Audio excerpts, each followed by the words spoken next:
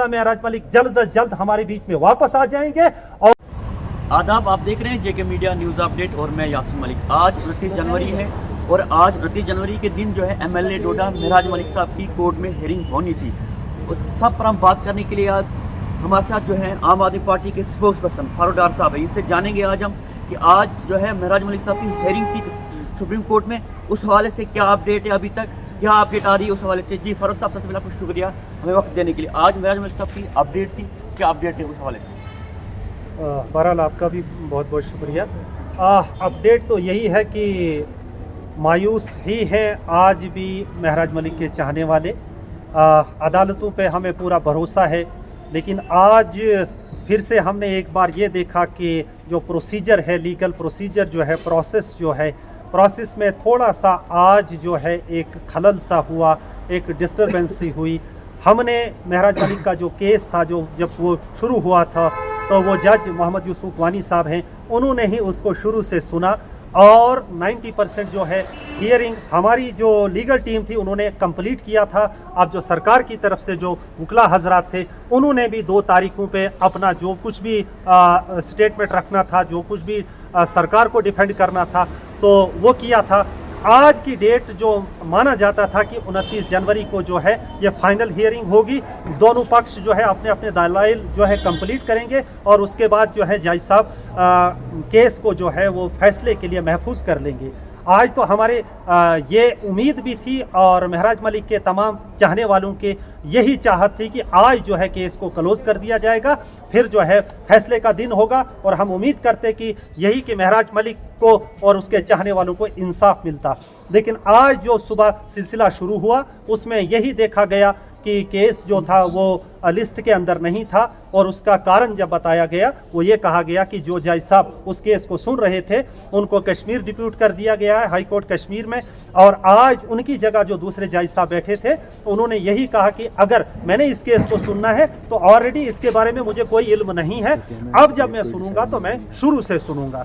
तो बहरहाल हमारी लीगल टीम ने उस चीज़ से इनकार कर दिया कि हमने 90% जो हमारा केस जो है उसकी हियरिंग हो चुकी है, वो कंप्लीट है, तो अब जो है वो 90% से आगे उसको शुरू किया जाना चाहिए ताकि वो अपने इख्तिताम को पहुंचे। लेकिन आज फिर से एक प्रोसेस चलता रहा। चीफ जस्टिस साहब को जो है एप्लीकेशन दी गई और वहाँ से फिर नेक्स्ट जो है डेट आज दी गई फिर से 5 फरवरी 2026। हाँ, मैं मानता हूँ कि ये जल्द ही 1 हफ्ते के अंदर की डेट दी गई है और हम उम्मीद करेंगे कि जो 5 फरवरी को हियरिंग होगी वो जहाँ तक वो पहले सुना गया था केस को, वहाँ से आगे उसको जो है प्रोसीड किया जाना चाहिए। और उम्मीद करेंगे कि 5 फरवरी को जो है जो केस है वो टोटल फाइनल हियरिंग उसकी होगी और नेक्स्ट हियरिंग जो होगी वो फैसले की होगी, और फैसला जो होगा वो आवाम के हक में होना चाहिए और इंशाअल्लाह होगा। जैसे आपने कहा कि 5 फरवरी को जो है महराज मलिक साहब की नेक्स्ट हियरिंग है, अगर उसके बाद भी नेक्स्ट उनको और हियरिंग पे हियरिंग मिलती है तो आपका क्या स्टेप रहेगा उसके बाद? देखिए, हियरिंग पे हियरिंग जो है वो तो मैं मानता हूँ कि कानून का एक हिस्सा है, कोर्ट का एक हिस्सा है, वो तो हिस्सा अभी तक चला आ रहा है। बार बार ये कहा गया था, इसका मुझे जहाँ तक लग रहा है मेरे ख्याल में इस केस का ही नाम है फाइनल हियरिंग। अब वो फाइनल हियरिंग होते होते 6, 7, 8 बार इस केस को सुना गया और आज भी लिखा गया है कि फाइनल हियरिंग जो है 5 तारीख को होगी। हम यही मैंने आपको पहले कह दिया कि 5 तारीख को इसको आखिरी जो पड़ाव इस केस का है वो सुना जाना चाहिए और इसको फैसले के लिए महफूज कर दिया जाना चाहिए। और हमें पूरा 100% यकीन है फैसला यही होगा कि महराज मलिक बेगुनाह है। महराज मलिक ने ऐसा कोई जुर्म नहीं किया है जिसकी बुनियाद पे कहीं भी आवाम को कोई तकलीफ पहुंची होगी या लॉ एंड ऑर्डर के अंदर कोई कभी भी जो है कोई डिस्टर्बेंस हुई होगी। हाँ, इसलिए पीएसए लगाया जाता है कि पब्लिक सेफ्टी एक्ट। जब पब्लिक खुश है महराज मलिक से तो पब्लिक को उससे कोई सेफ्टी नहीं चाहिए, बल्कि उस पब्लिक जो है उसके साथ जो है रहना चाहती है। तो ये केस ही जो है पहले से ही गलत बुनियादों पे बनाया गया है। तो इसलिए हम यही कहना चाहेंगे कि पीएसए के इस काले कानून के तहत अगर उन्हें नजरबंद किया गया है तो जजेस हजरात ने जो सुना होगा और जो भी वो फैसला सुनाएंगे वो हमें मंजूर होगा। हाँ, मंजूर नहीं होगा तो हमें सुप्रीम कोर्ट जाने का हक है, हम वहां से आगे भी अपील कर सकते हैं, वहां से आगे भी हम लड़ सकते हैं। तो इसलिए हम ये अदालत पे कोई उंगली नहीं उठा रहे हैं, कोई सवाल नहीं कर रहे, लेकिन हम ये डिमांड कर सकते हैं और हक रखते हैं कि हमारे महबूब रहनुमा को, हमारे कायद को जो है उसको ज्यादा देर जो है अंदर ना रखा जाए, क्योंकि आवाम जो है उसके बगैर जो है अकेलापन महसूस कर रही है, तन्हा महसूस कर रही है। तारीख में पहली बार डोडा कॉन्स्टिट्यूएंसी को एक ऐसा बेबाक रहनुमा मिला था जिस बेबाक रहनुमा के साथ बच्चे से लेकर बुजुर्ग तक जो है उससे मोहब्बत किया करते थे, प्यार किया करते थे, क्योंकि उसने वैसा माहौल बनाया हुआ था 52 कॉन्स्टिट्यूएंसी के अंदर। अब तो जब यहाँ पे वो कामयाब हुए, पूरी रियासत जम्मू कश्मीर के बच्चे, बुजुर्ग, मर्दो, जन सब चाहते थे कि महराज मलिक के जैसे रहबर हमें मिले और आने वाले काल में ऐसे लीडर पूरी रियासत जम्मू कश्मीर की हर कॉन्स्टिट्यूएंसी में इस पैटर्न पे, इस रास्ते पे, इस अंदाज पे, इस सोच के साथ चले, ताकि वाकईतन इनकलाब जो है, तरक्की का इनकलाब आ जाए,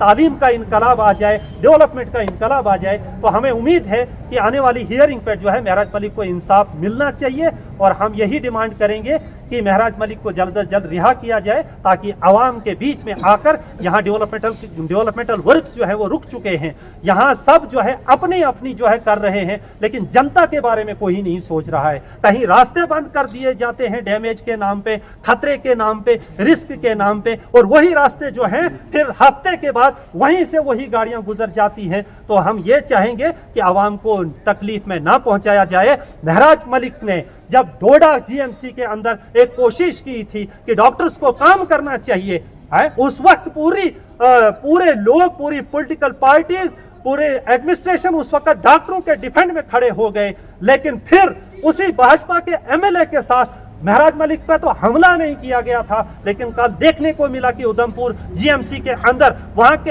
एमएलए के ऊपर वहां के डॉक्टर्स ने एक किस्म का हमला किया, माइक उससे छीनने लगे। इस किस्म का माहौल जो है रियासत जम्मू कश्मीर के अंदर पैदा किया जा रहा है कि रिप्रेजेंटेटिव्स की कोई रिस्पेक्ट ना हो, रिप्रेजेंटेटिव्स को जो आड़े हाथों लिया जाए और यहाँ पे जो है एक किस्म की डिक्टेटरशिप जो है वो लागू कर दी जाए। सरकारी मुलाजिम जो है वो गवर्न करें पब्लिक के ऊपर, लोगों के ऊपर, लोगों के सेंटिमेंट्स, उनके ओपिनियन को रौन दिया जाएगा, यह काबिल कबूल बात नहीं है।